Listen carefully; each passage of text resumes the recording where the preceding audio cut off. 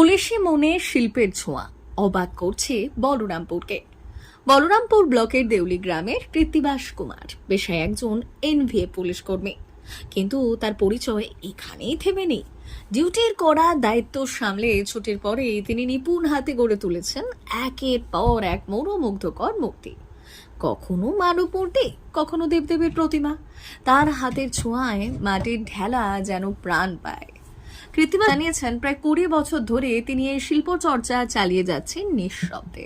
শুধুমাত্র নিজের জেলার মধ্যেই নয়, তার তৈরি মূর্তিগুলির কদর ছড়িয়ে পড়েছে জেলার বাইরেও। শিল্পের প্রতি তার ভালোবাসা এবং নিষ্ঠা আজ অনেকের অনুপ্রেরণার কারণ হয়ে দাঁড়িয়েছে। গ্রামের মানুষজন বললেন, ওনার হাতে যে সত্যিই জাদু আছে। কঠোর দায়িত্বের পরেও এত সুন্দর মূর্তি গড়ে তোলা সহজ কাজ নয়। এইভাবেই একদিকে জাতির সেবা, অন্যদিকে শিল্পের সাধনা, দুয়ের অসাধারণ মেলবন্ধন ঘটিয়েছেন কৃত্তিবাস কুমার। তার গল্প আমাদের শেখায়, মন থেকে চাইলে কাজের ফাঁকে জায়গা করে নেওয়া যায় সৃষ্টিশীলতার জন্য।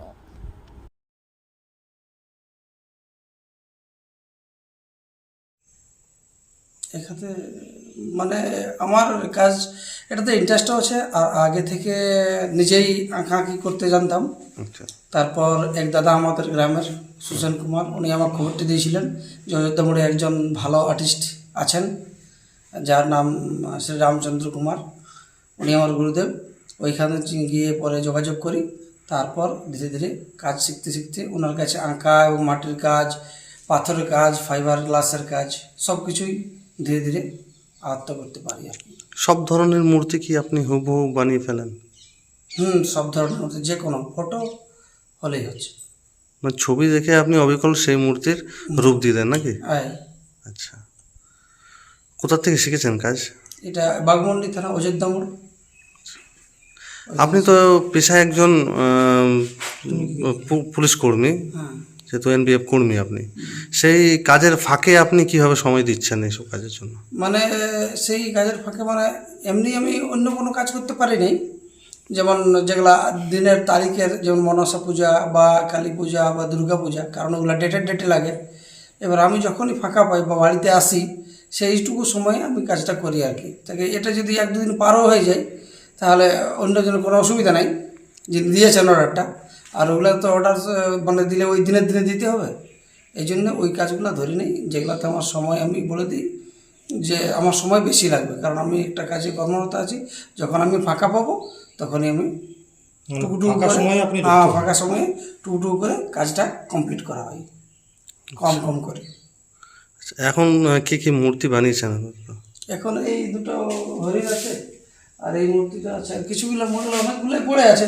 ওই কম সময়ের জন্য, বেশি দিন সময় লাগছে সেই জন্য অনেকগুলো পড়ে আছে, না এই থাকতো না। এক নাগাড়ি কাজ করলে এতগুলো থাকতো না। শুধু বলরামপুর বেসে নাকি বাইরে বাইরে তো বুক বাইরে আসে? বলতে পুরুলিয়া ডিস্ট্রিক্ট বেসে এবং পুরুলিয়া ডিস্ট্রিক্টের বাইরেও যাচ্ছে আর কি। আচ্ছা। আর গিয়েছে, যেমন পুরুলিয়া ডিস্ট্রিক্টের মধ্যে কাশীপুরে গেছে অনেকগুলো, আর এদিকে অযোধ্যা পাহাড়তেও গেছে। তারপর বলরামপুরে আছে, বলরামপুরের কাছাকাছি বেশি আছে আর কি। আর বাইরে ওই মেদিনীপুর দিকে গেছে, কলকাতাও গেছে। এই যে আপনার হাতের কাজ, শিল্পকলা, সেটা মানে আপনি কীরকম দামে বিক্রি করেন এগুলো? এগুলো আসলে দাম মোটামুটি যেরকম সাইজ হয় সেই হিসাবে, জনটা যেমন মূর্তির হিসাবও হয় আর কি। সিমেন্টের আলাদা দাম, ফাইবারের আলাদা দাম, এই আর কি। ফাইবার গ্লাসের আলাদা দাম হয়। এবার হাইট হিসাবে হয়, সাইজ হিসাবে, যেমন সাইজ হয়। কী নাম আপনার? 5,000, 7,000 এরকম বিভিন্ন ধরনের, আরও বেশি হয়, কমও হয়। কী নাম আপনার? কৃত্তিবাস কুমার। বাড়ি কোথায়? বাড়ি দেউলি, বলরামপুর। পোস্ট নেকড়ে।